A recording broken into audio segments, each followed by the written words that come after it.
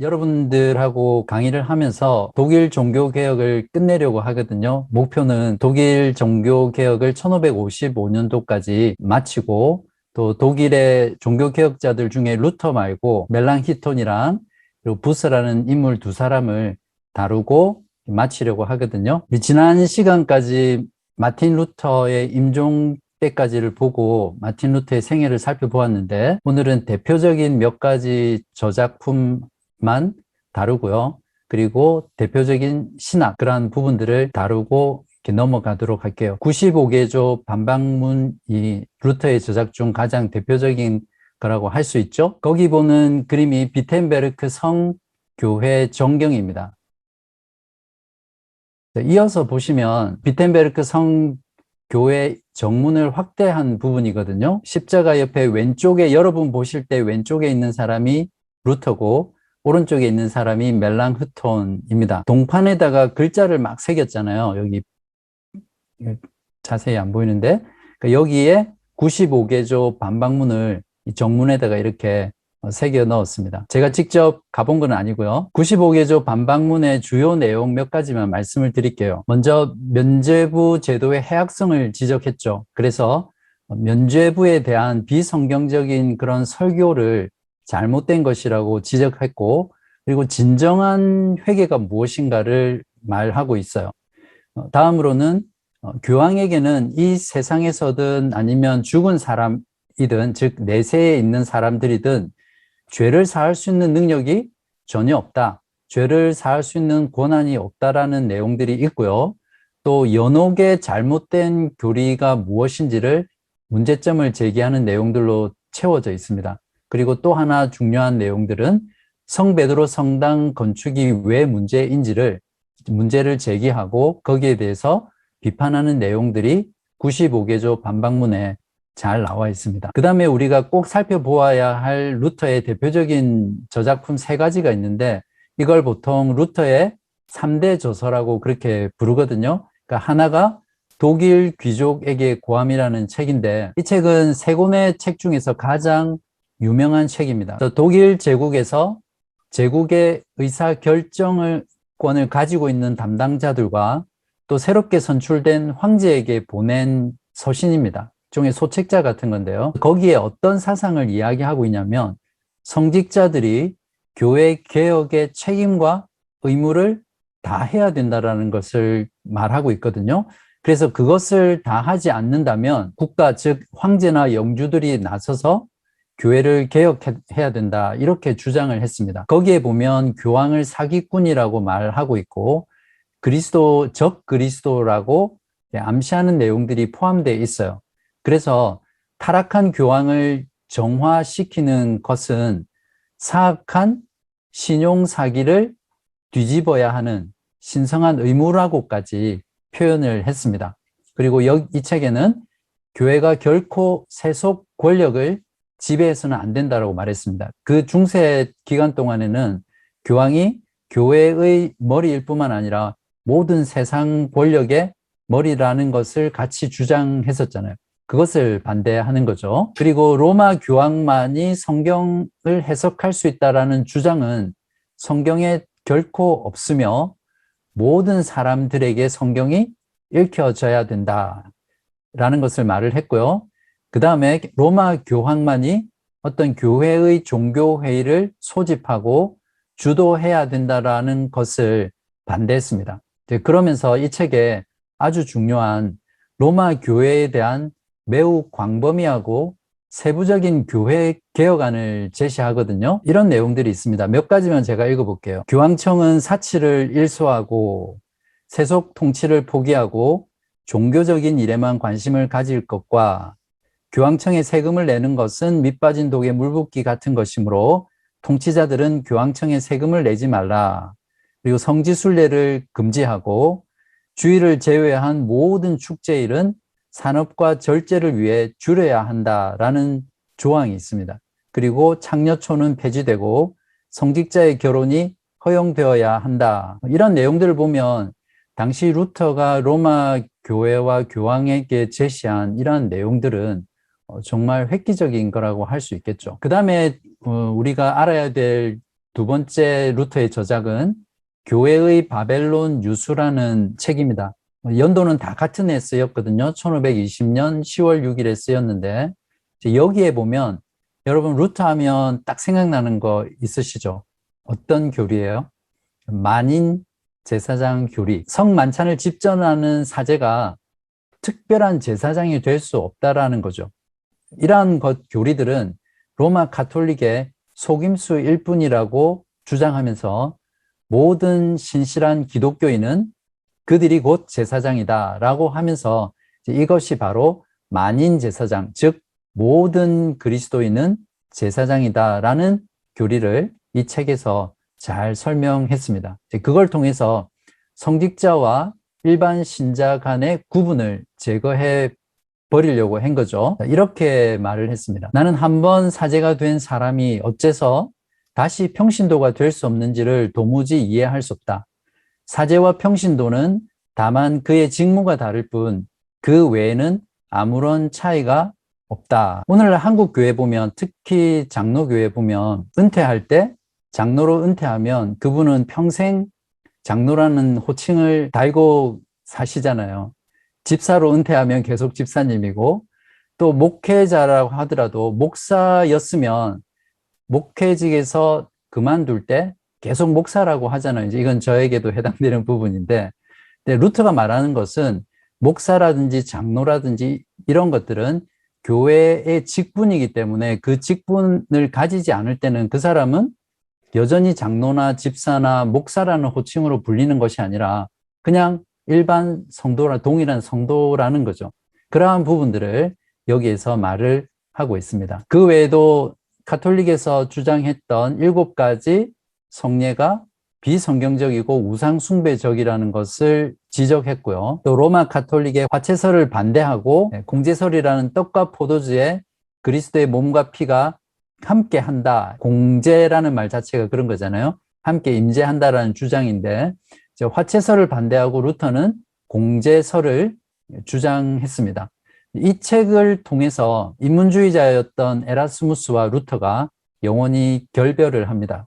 그러면서 에라스무스라는 사람은 교황을 대항하거나 무시하면서 감행하는 루터와 같은 교회 쇄신 운동에는 내가 동의할 수 없다라고 하면서 그때 교황 편에 서게 됩니다.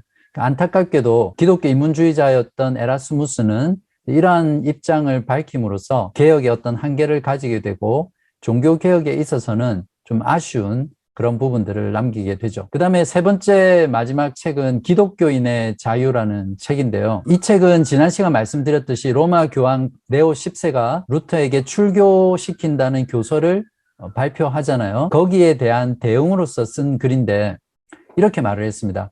그리스도인의 진정한 자유는, 잘 들어보십시오, 무엇으로부터의 자유가 아니라 무엇으로의 자유라는 것을 말했습니다. 특별히 율법과 은혜의 관계를 잘 설명했는데, 루터는 오직 은혜, 또 오직 믿음으로만 구원을 받는다라는 교리를 주장했잖아요. 그런 교리로 인해서 루터를 반대했던 사람은 루터에 대해서 뭐라고 공격했냐면, 너는 반율법주의다. 율법이라는 것은 전혀 필요하지 않는 것으로 말하는 자다라고 하면서 비판을 했거든요. 그리고 모든 것이 하나님의 전적인 주권과 은혜로 구원을 받고 인간 편에서는 할 수 있는 게 아무것도 없다. 이렇게 가르치니까 그들의 비판이 어떤 것이었냐면, 그러면 사람들의 선행이나 공로나 이런 모든 것들이 하나님 보시기에 무가치하기 때문에, 또한 그러한 선행과 공로가 천국과 지옥을 결정하는데 아무런 영향을 끼치지 않는다라고 하면 굳이 왜 착하게 살아야 하는가? 더 나아가서는 악하게 살지 말아야 될 이유가 무엇이 있겠느냐? 이렇게 공격을 한 거죠. 여기에 대해서 이 그리스도인의 자유라는 책에서 루터가 정말 기가 막히게 잘 대답했습니다. 우리가 열정적으로 사랑하는 사람 앞에서 선량해지고 사랑스러워지는 것이 자연스러운 것처럼, 선행이란 구원하시고 사랑을 베푸시는 하나님의 성품에 대한 사랑과 감사의 표현으로서 구원받은 기독교인들에게 자연스럽게 다가오는 것이다. 제가 강의 노트 드릴 테니까 한번 묵상해 보십시오. 참 아름다운 말인 것 같고, 또 이런 반율법주의라는 공격에 대해서 하나님의 은혜가 결국 선행과 또 하나님 앞에 거룩하게 살고자 하는 열망을 불러일으킨다라는 것으로 잘 설명하고 있죠. 그림을 하나 보여드릴게요. 여기 보시면 율법과 은혜라는 제목의 그림이에요. 루카스 크리나흐라고 해서 루터와 아주 긴밀하고 친했던 사람이 있는데, 그 사람은 이 루터의 오직 은혜라는 이신칭이라는 사상을 적극적으로 지지했던 사람입니다. 나무 기둥을 중심으로 왼쪽이 율법 아래에 있는 상태를 말하고, 오른쪽이 은혜 아래에 있는 구원받은 상태를 보여주는 그림입니다. 이 책에서 루터는 계속해서 그리스도의 삶을 믿음과 사랑의 연관 관계 속에서 설명을 했고요. 이런 방식으로 율법과 은혜의 관계를 잘 설명했습니다. 그래서 이 책의 경우에는 독일 국민들에게 지대한 영향을 주었고요. 특별히 농민들이 여기에 큰 영향을 받아서 사실은 안타깝게도 농민 전쟁을 일으키게 되는 그러한 상황까지 갔죠. 그러니까 감동을 받고 영향을 받은 건 좋은데 루터의 이런 신학을 좀 잘못되게 적용한 그런 사례가 되겠죠. 이제 여러분과 살펴볼 부분은 마틴 루터의 신학이 어떤 특징을 가지고 있는지 그것들에 대해서 설명을 드릴게요. 대부분 오늘날 그리스도인들은 신학하면 조금 두드러기가 있어요. 왠지 신학교나 목회자나 신학 교수가 해야 되는 거 아닌가 이렇게 생각하는데, 조나단 에드워즈는 모든 그리스도인은 반드시 신학을 해야 된다. 그래서 신학을 하지 않는 인간은 죄송합니다, 짐승이다, 이렇게 설교에 표현했어요. 제가 한 말 아닙니다. 조나단 에드워즈라는 미국의 위대한 신학자가 설교 시간에 그런 내용들을 말하고 책으로도 나와 있습니다. 그래서 루터가 어떤 신학을 가지고 있었는지를 지난 2주 동안 산발적으로 했었는데, 그러한 부분들을 정리를 하고요. 특별히 십자가 신학에서 제가 자세히 다루었는데 거기서 다루지 않았던 내용들을 위주로 간단하게 정리만 해드릴게요. 자유의지와 예정에 있어서는 루터의 경우는 예정이라는 교리는 머리로는 이해하기가 힘들지만 명백한 성경의 가르침이라는 것을 말을 했고요. 그래서 하나님의 절대적인 은총과 절대적인 주권에 기인한 예정 교리를 강조했습니다. 그러나 조금은 안타깝게 루터는 후대로 가면서 예정론을 강조하는 것이 약화되었고요. 그에 반해서 인간의 자유의지의 독립성을 강조하게 됐어요. 그러한 영향 때문에 루터의 후예들이 구원론에 있어서는 나중에 가면 인간의 자유의지를 강조하게 됩니다. 그래서 지금 루터교의 경우에는 예정론보다는 인간의 자유의지를 더 강조하는 그런 구원론을 가지고 있다는 걸 아시면 좀 도움이 될 것 같아요. 다음으로 루터가 가진 교회론에 있어서는 로마 카톨릭의 제도적이고 눈에 보이는 그런 가시적인 것 중심의 교회론을 비판을 했거든요. 그래서 참된 교회라는 것은 눈에 보이는 교회가 아니라 하나님 안에서 그리스도와 함께 숨어 있는 그런 보이지 않는 교회다라는 것을 말을 하면서, 진정한 교회는 예정의 은혜를 받은 성도들의 모임이다, 이렇게 교회론을 가르쳤습니다. 루터의 예배론에 있어서는 특별히 로마 가톨릭의 시청각적인 예배를 비판하면서 말씀 중심의 청각적 예배로 전환하라고 촉구했죠. 이 부분은 오늘날 현대 교회와 그리스도인들이 주목해야 될 부분이고요. 잘 경청해야 될 부분이죠. 지금 같은 경우는 시대 자체가 듣는 세대보다 보는 세대잖아요.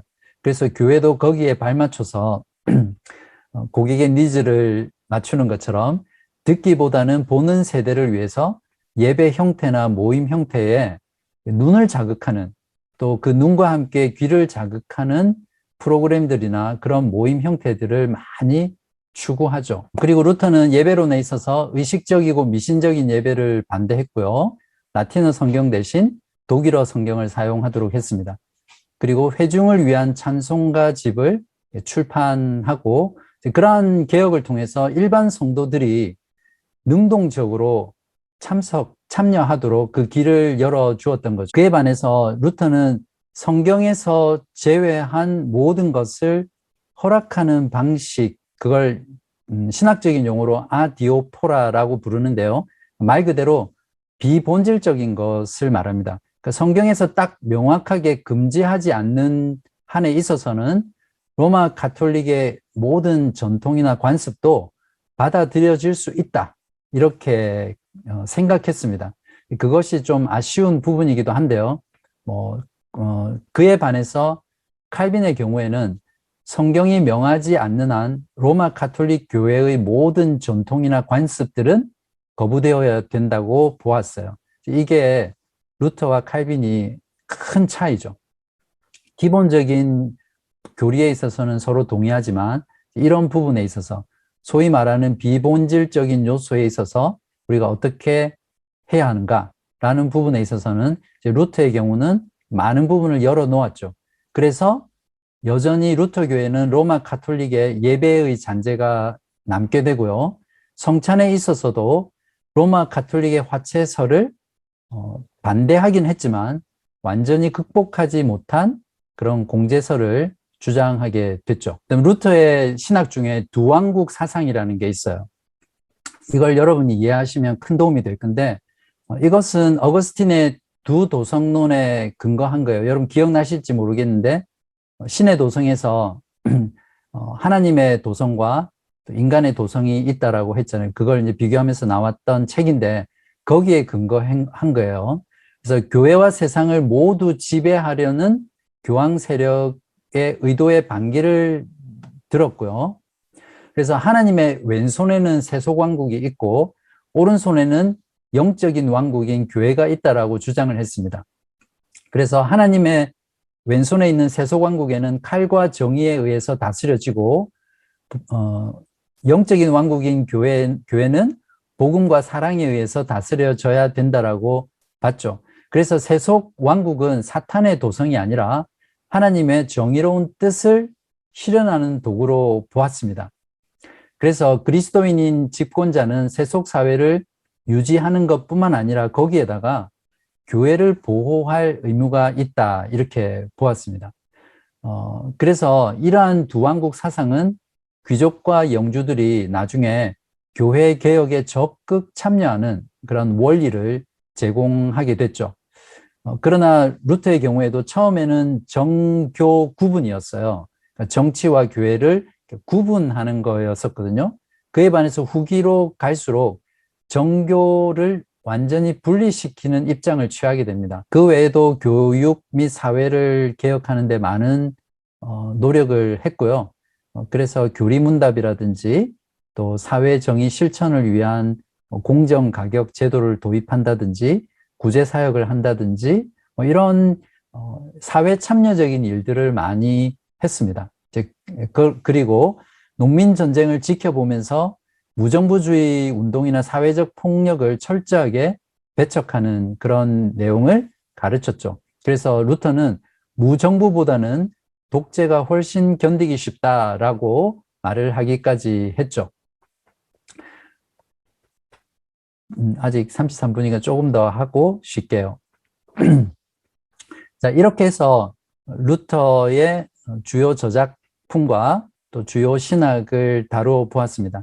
루터에 대한 평가는 강의 마지막에 독일 종교개혁 전체를 평가하면서 루터에 비추어서 그러한 작업들을 끝에서 나누도록 하고요.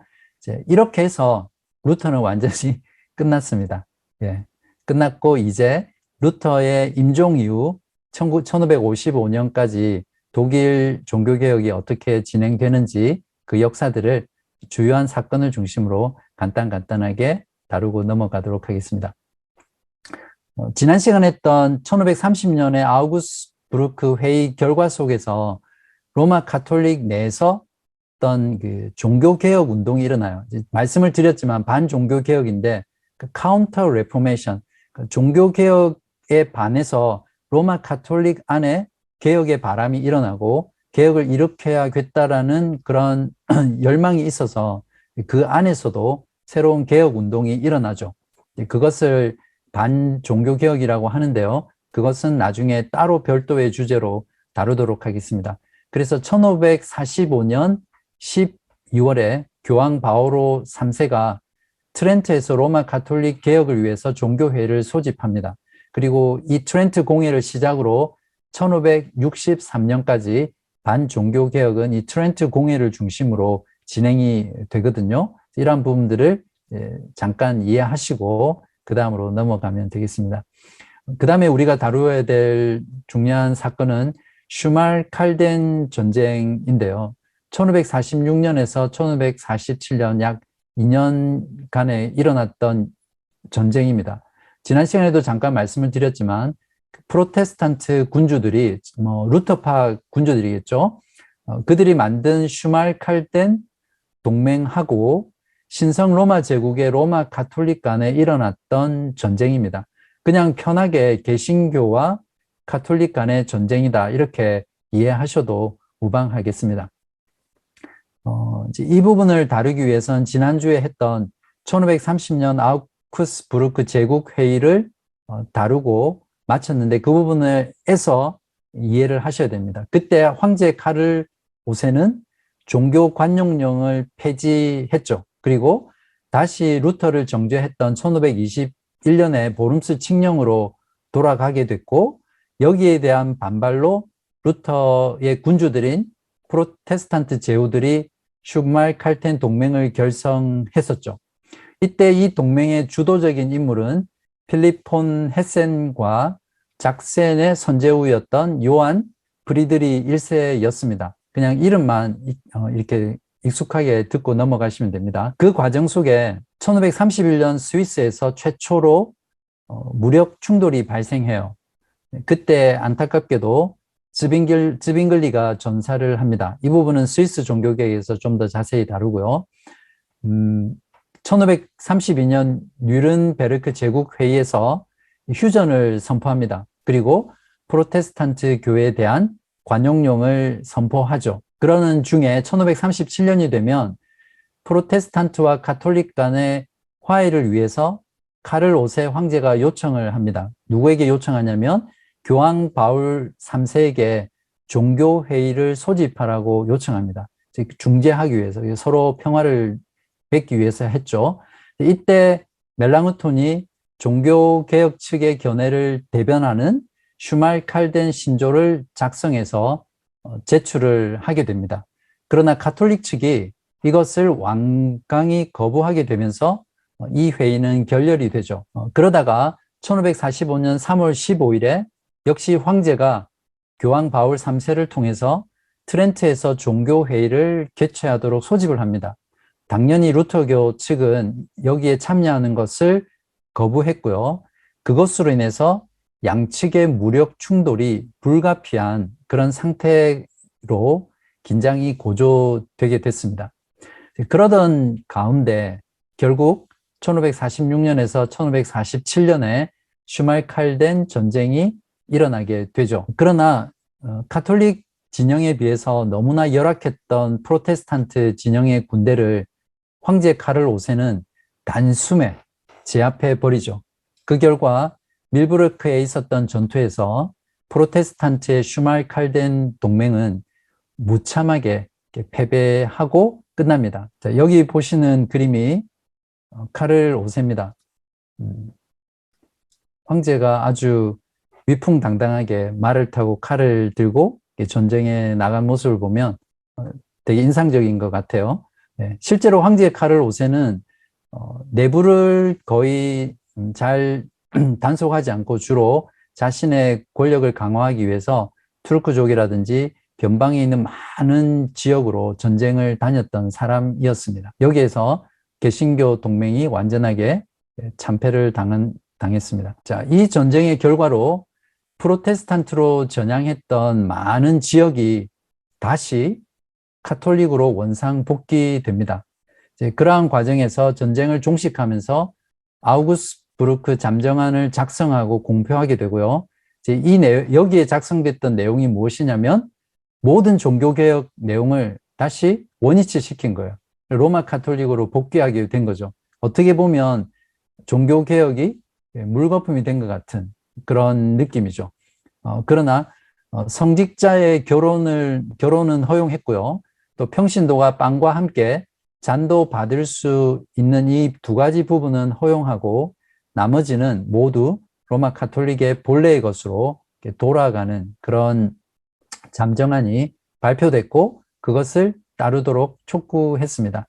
여기에 루터교는 동의할 수 없었기 때문에 멜랑흐톤을 통해서 라이프치 잠정안을 작성하게 되죠. 그러면서 라이프치 잠정안에는 로마 카톨릭의 신앙의 비본질적인 요소는 존중했어요. 그렇게 하면서 개혁교회 사상을 주장하면서 상당히 타협적인 그런 안이라고 보시면 되겠죠. 슈말칼덴 전쟁이 종식된 이후에 작센의 모리츠라는 사람이 있는데 이 사람이 원래 카를 5세 편에서 카톨릭 편에서 혁혁한 공을 세웠던 사람이었거든요. 근데 이 모리츠가 몇몇 제후들과 함께 황제의 정책에 불만을 품고 등을 돌립니다. 그리고 반기를 일으키는데 이것으로 인해서 황제가 공경에 빠져요. 그래서 어쩔 수 없이 이 카를 5세가 아우구스부르크 평화회의를 소집해서 평화조약을 맺게 됩니다. 이제 여기에서 카톨릭 진영과 프로테스탄트 진영 간의 평화 협정을 체결함으로써 정치적인 안정을 도모했고요. 실제로 이때부터 독일 내 루터 교인 프로테스탄트에게 공식적으로 종교의 자유가 허용이 됩니다. 그래서 이 1555년 아우구스부르크 평화회의, 이걸 줄여서 화의라고 부르거든요. 아우구스부르크 화의에서 독일 종교개혁이 마무리됐다 이렇게 보는 거죠. 그런데 여기서 우리가 조금 짚고 넘어가야 될 부분은 여전히 개인은 종교의 종교를 자유롭게 선택할 수 없었습니다. 그러니까 종교의 자유가 주어졌다는 것은 그 지역의 황제가 아닌 지역의 군주나 제후들에게 주어졌다는 거죠. 그걸 좀 이해하실 필요가 있습니다. 보시는 그림이 아우구스부르크 회의 장면입니다. 여기서 아우구스부르크 평화협정 안에 어떤 내용이 있었는지를 아는 것이 필요한데요. 지난 시간에도 말씀을 드렸지만 그 지역의 그 종교라는 정책 있죠. 쿠스 레지오 에우스 렐리지오라고 해서 그 지역의 종교를 그 지역의 군주나 제후가 선택할 수 있다라는 원칙입니다. 그래서 이때 이러한 원칙을 다시 한 번 더 인준하게 되고요. 이제는 독일의 공식적인 종교는 카톨릭과 루터교 두 가지만을 공인한다라고 선언을 했고요. 이것으로 인해서 로마 카톨릭과 프로테스탄트교는 더 이상 하나가 될 수 없었고 각 교파는 이제 자기 교파를 더 견고하게 만들려고 하는 길을 가게 되죠. 그래서 실질적으로 이때부터 교파주의가 시작되고 또 진행된 시점으로 이해하시면 됩니다. 이때부터 로마 카톨릭은 로마 카톨릭의 길로, 루터파는 루터파의 길로, 개혁파는 개혁파의 길로 쪼개어져서 각자의 길을 가면서 자기의 교파를 강화시키는 방향으로 개혁을 진행해 나가게 되죠. 그러나 지난번에도 제1차 슈파이어 회의에서도 말씀을 드렸지만 독일 내의 칼빈주의자들에게는 이 종교의 자유를 주지 않았습니다. 그래서 그것으로 인해서 독일 내의 칼빈주의자들은 이후에 많은 박해를 받고 또 고통을 당했는데 독일 내의 칼빈주의자들은 이때부터 네덜란드로 피신하게 되고요. 또 많은 곳으로 흩어지게 됩니다.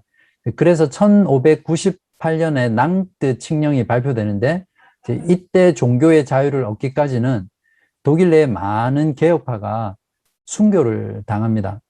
그래서 역사를 보시면 칼빈주의자들 중에는 순교자가 정말 많이 나옵니다.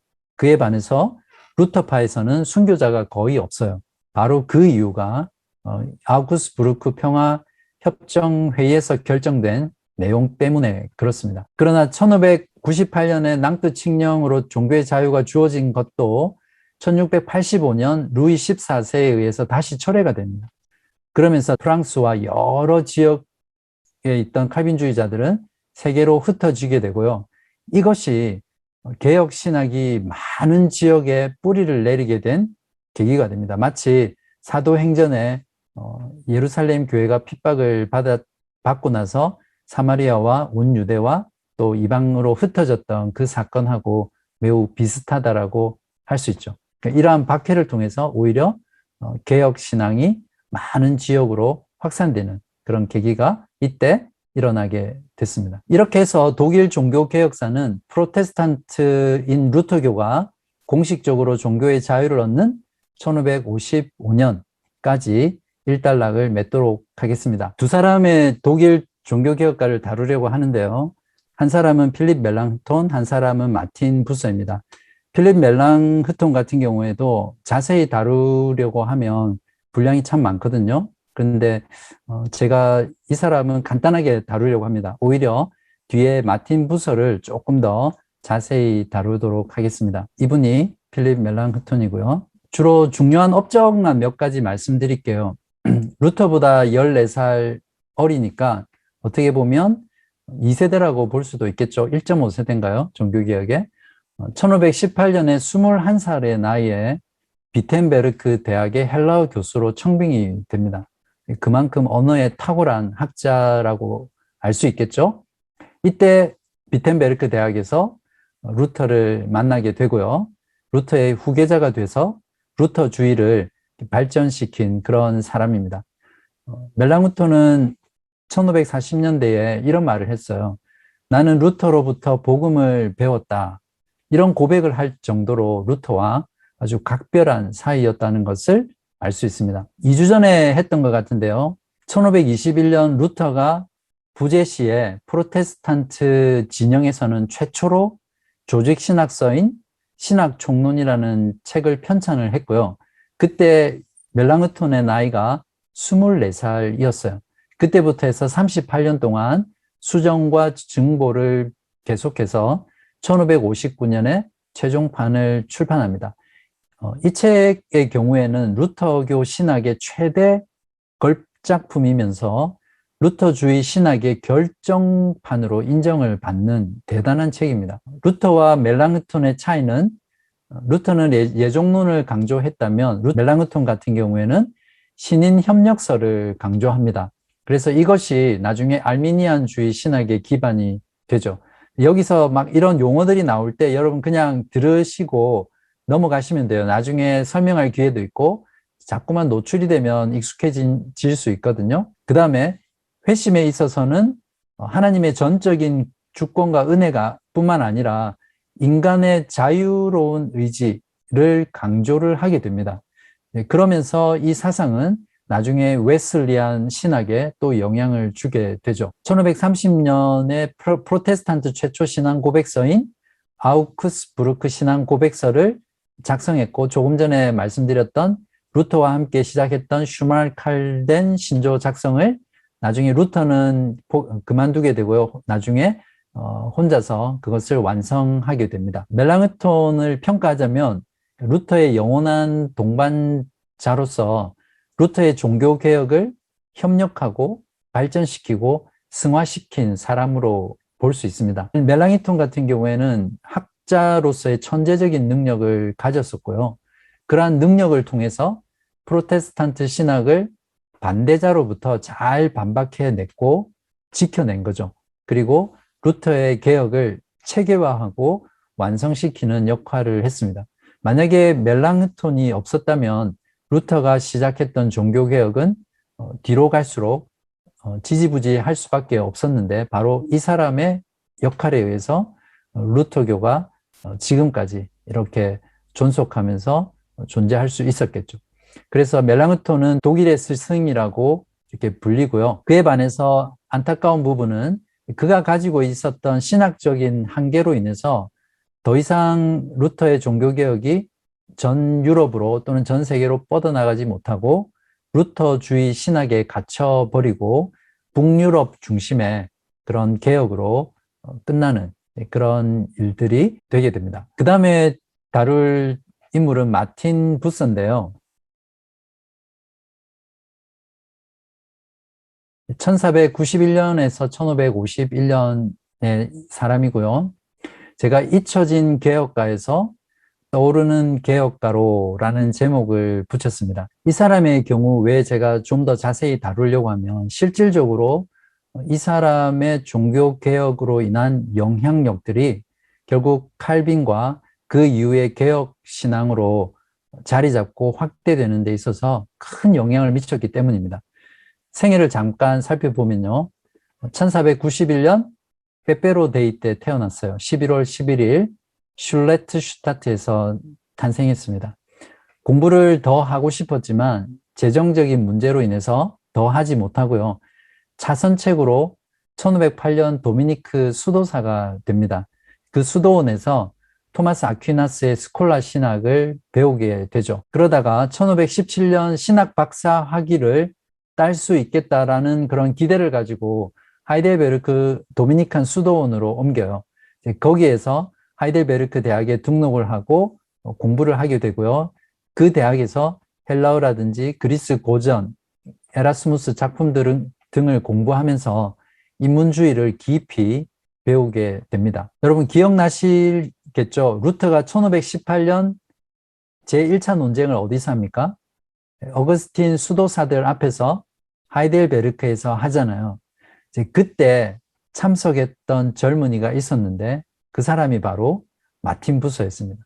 그러니까 마틴 부서는 그 논쟁에서 루터가 십자가 신학을 가지고 변론하는 것을 보고 깊은 감동을 받고 그때부터 종교개혁의 길을 걸어가야겠다 결심을 하게 되죠. 그때 부서가 마틴 루터로부터 받은 인상에 대해서 이렇게 적고 있습니다. 그는 모든 점에서 에라스무스와 일치합니다. 그러나 이런 차이점은 있는데 에라스무스가 다만 심고 있기만 하는 것을 그는 공공연하고 자유롭게 가르친다는 것입니다. 저는 이 점에서 그의 편을 듭니다. 이때부터 마틴 부서는 루터의 추종자가 되고요. 1519년 하이델베르크 대학에서 학사학위와 석사학위를 취득합니다. 그리고 1520년 29살 때 수도원을 나와서 사제로 사역을 하기도 했고요. 그리고 나중에 팔찌의 선제후였던 프리드리히의 궁정 설교자로 사역도 했습니다. 그리고 1522년 수녀였던 엘리자벳 질버 아이전과 결혼을 했는데요. 이것이 굉장히 중요한 사건이었어요. 그러니까 최초로 성직자의 개혁을 시도한 사람 중 하나죠. 루터의 결혼은 가장 그 당시에 최고의 선봉에 있었던 사람으로서 결혼을 함으로써 그것이 큰 영향을 준 것처럼 이 사람이 결혼하는 사건 역시 성직자로서 개혁을 시도한 중요한 시도였고 그것으로 인해서 부서는 파문당하고 추방되게 됩니다. 그래서 1523년에 슈트라스부르크에 초빙돼서 오거든요. 이곳에서 시민권을 획득을 해요. 이게 굉장히 의미가 있는데요. 결혼한 사제, 즉 추방당한 사제잖아요. 그러한 사제들도 시민의 권리를 행사할 수 있게 됐다라는 선례를 남기게 되면서 그것 자체가 매우 상징적인 의미가 됐습니다. 부서가 초빙되어서 왔던 슈트라스부르크는 구텐베르크가 인쇄술을 발명했던 곳이고요. 또 그것으로 인해서 인문주의의 중심지가 됐죠. 그리고 슈트라스부르크 같은 경우에는 루터에서 시작되고 한계에 부딪혔던 종교개혁의 새로운 중심지가 됐습니다.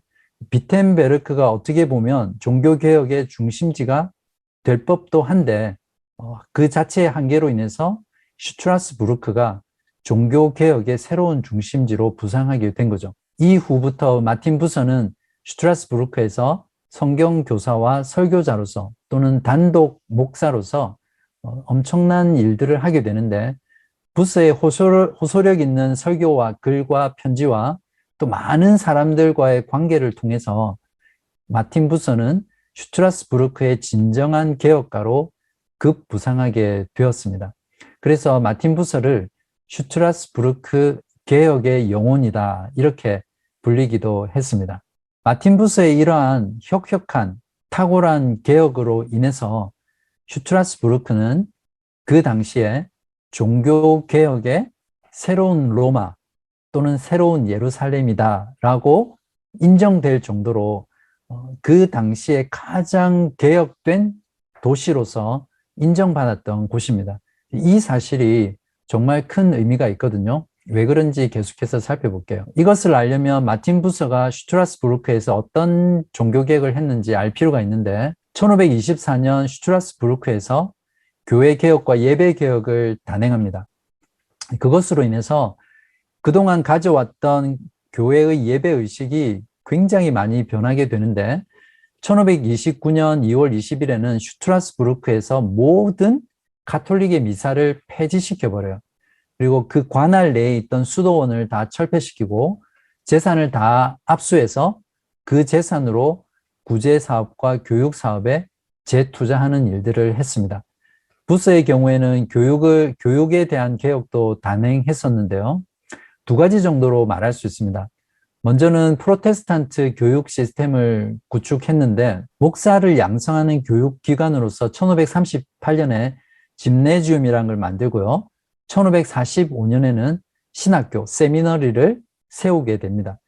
나중에 칼빈이 슈트라스부르크로 오게 되는데 칼빈도 이곳에서 3년 동안 가르치게 되고요.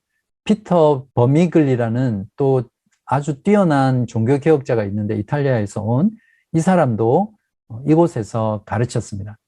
여기에서 가르쳤던 칼빈의 경험과 슈트라스부르크의 경험은 나중에 칼빈이 제네바에서 사역을 할 때 제네바 아카데미를 설립하는 그 모델을 제공하기도 했죠.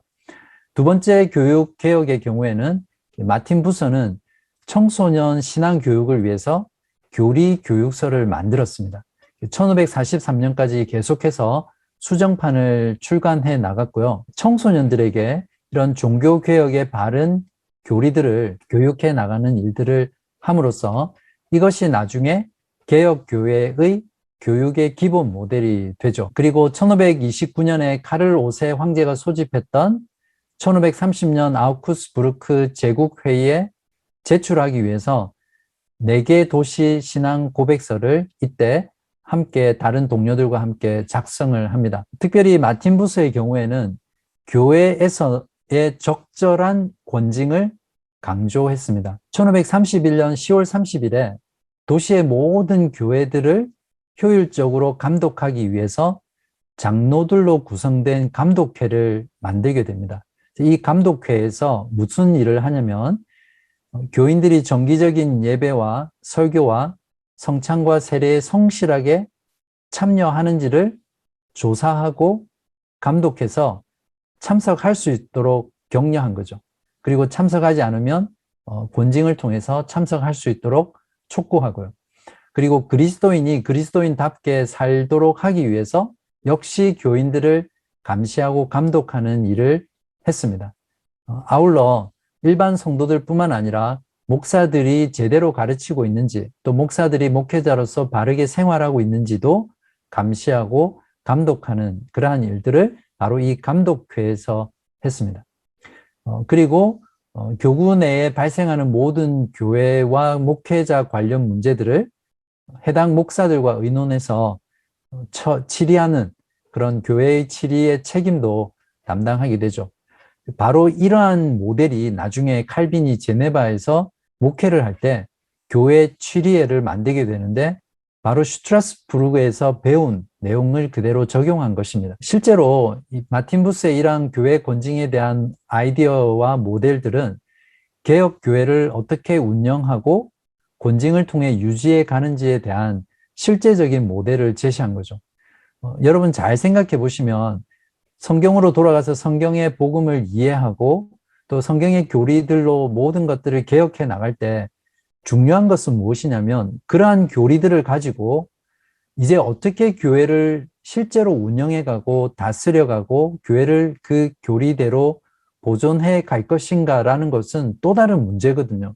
그것을 적용하는 데 있어서는 수많은 시행착오를 거쳐야 되고 또 처음 그것을 실행할 때는 어떻게 해야 될지 도무지 알 수가 없을 건데 마틴 부서는 바로 그러한 실제적인 모델을 슈트라스부르크에서 실행하고 있었던 거죠. 마틴 부서의 경우에는 로마 카톨릭으로부터 참된 교회를 구별하는 표지를 중요하게 생각했는데 루터의 경우는 두 가지를 말했습니다. 복음의 정당한 선포와 성례를 올바로 시행하는 이 두 가지가 있으면 참된 교회다 이렇게 말을 했지만 부서는 여기에다가 한 가지를 더 추가해서 교회의 권징을 바르게 시행하는 교회가 로마 카톨릭으로부터 분리된 참된 교회다. 그것을 구별할 수 있는 표지 세 가지다. 이렇게 가르친 거죠.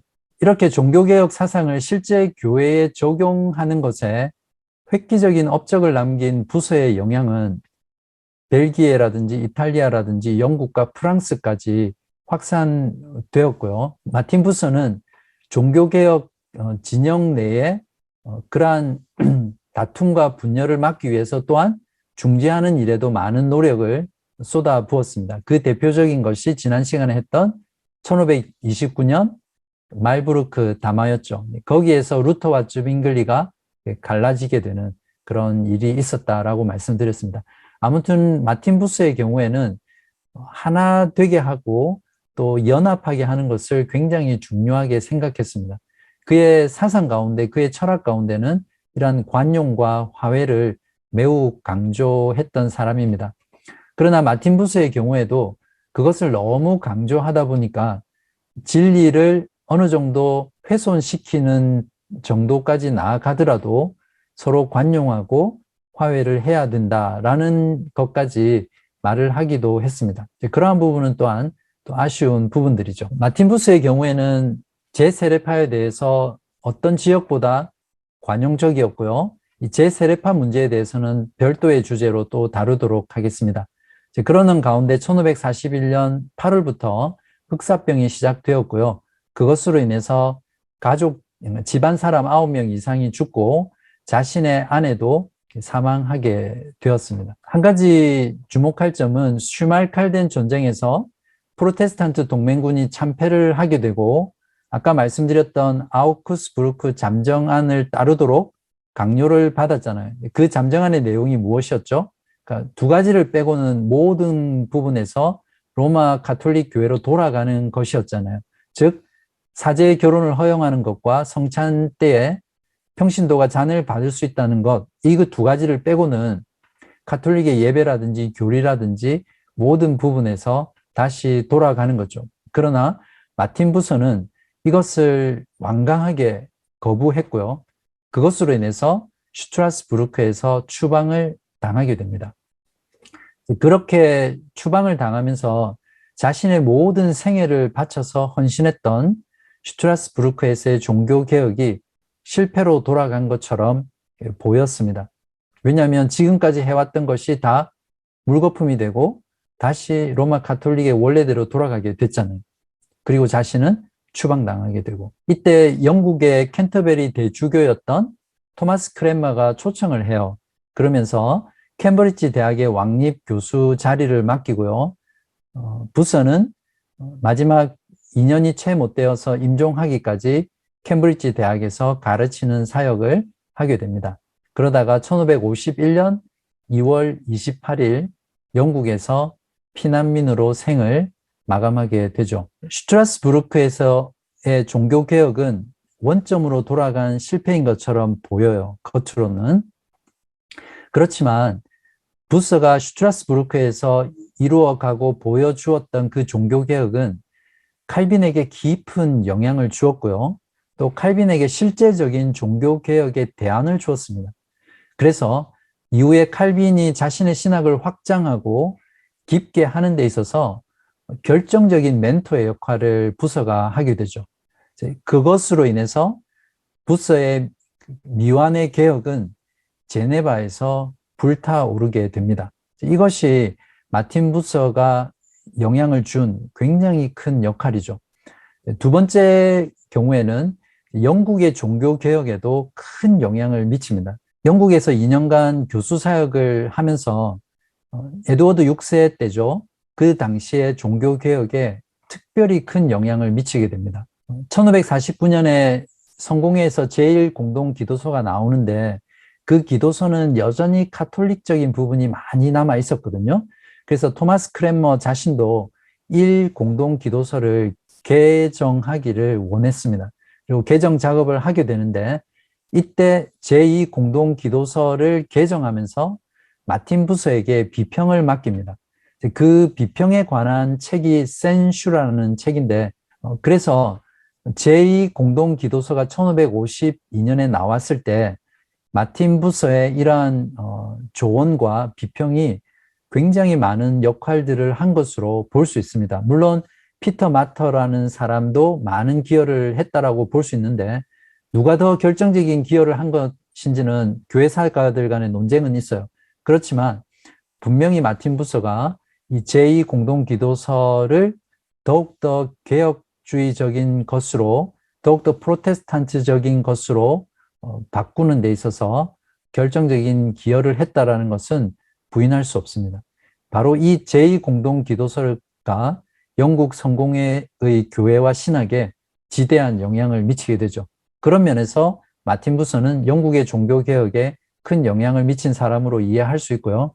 또 두 번째는 캠브리지 대학에서 가르치고 설교하면서 그의 가르침을 받았던 많은 학생들과 목회자들에게 슈트라스부르크에서 했던 그러한 개혁 사상들을 신앙들을 불어 넣어 줌으로써 이들이 나중에 존 브래드포드라든지 매튜 파커라든지 존 윗기프트라는 이런 굵직굵직한 종교개혁자들에게 영향을 미쳐서 영국의 종교개혁이 더욱더 온전하게 진행되는데 큰 역할들을 한 것으로 우리가 이해할 수 있습니다.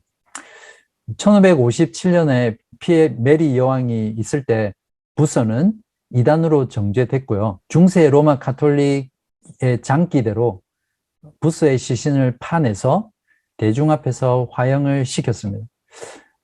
참 이런 짓을 하는 자들이 정말 나쁜 자들이다 이런 생각들을 하는데 죽어서도 이 시신을 이렇게 하는 걸 보면 참 어처구니가 없는 것 같아요. 아무튼 이렇게 부서의 생애가 마무리되고요. 부서에 대한 평가를 하자면 부서의 경우에는 루터나 츠빙글리나 칼빈처럼 자신의 파를 만들지 않았습니다.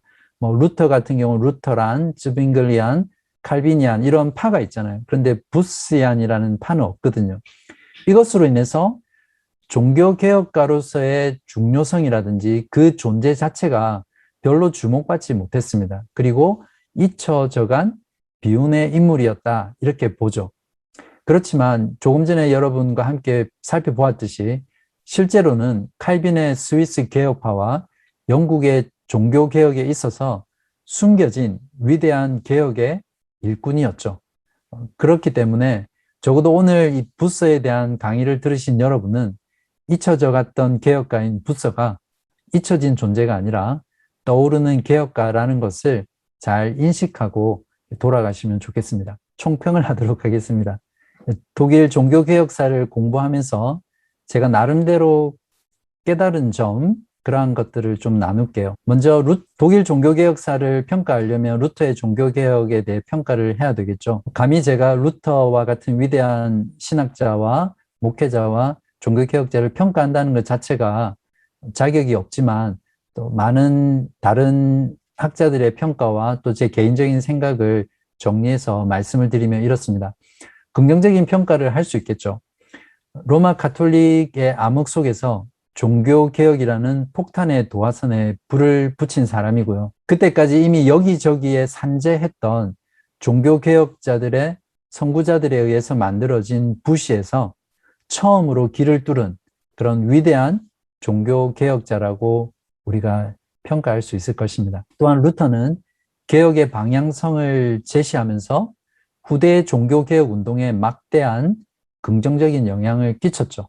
이것은 누구도 부인할 수 없을 것입니다. 또한 종교개혁의 기초와 틀을 제공함으로써 종교개혁 2세들이 그 기반 위에 계속해서 개혁신앙을 발전시켜 나가고 교회를 개혁해 나갈 수 있게 됐죠. 그에 반해서 부정적인 평가를 한두 가지 한다면 공제설이라든지 또 가톨릭 교회의 잔재를 완전히 극복하지 못하게 됩니다. 그래서 결국 루터의 종교개혁은 미완의 과제로 남아있게 되고 거기에서 좀 더 개혁되어야 될 요소들을 남기고 끝이 난 것이라고 우리가 이해할 수 있고 그 부분이 많이 아쉬운 부분이죠. 또한 루터의 경우는 자신의 성격처럼 자신과 의견이 다른 사상과 파에 대해서 지나치게 폐쇄적이었거든요. 그러한 것들이 루터의 후예들에게 그대로 영향을 미치게 되는데 그것으로 인해서 프로테스탄트 안의 분열을 피할 수 없게 되었고요. 개혁이 확산되는데 장애가 되었습니다. 즈빙글리는 루터의 이러한 완고함에 대해서 표현한 적이 있는데 이렇게 말을 했습니다. 당신은 사방에서 일어나는 모든 문제를 혼자 평정하려 드는 헤라클레스였소. 당신이 성상을 타파했더라면 빵을 먹는 것이 실제로 그리스도의 몸을 먹는 것이라고 가르치지만 않았더라면 당신은 벌써 모든 폐악을 일소했을 것이오. 얼마나 루터가 폐쇄적이고 고집스러웠는지 알 수 있는 부분이죠. 또한 루터의 경우에 농민 전쟁 과정 중에서 공권력에 의해서 엄청난 만행이 자행되었는데 그러한 만행을 옹호하는 자로 둔갑하게 되었고요. 이것으로 인해서 종교개혁의 방향이 틀어져 버리죠. 그래서 그때부터 세속 권력이 종교개혁을 주도하게 되고 루터 또한 세속 권력의 종교개혁을 의탁하게 됨으로써 독일의 종교개혁이 북유럽에만 축소되는 그런 안타까움들을 남겼습니다.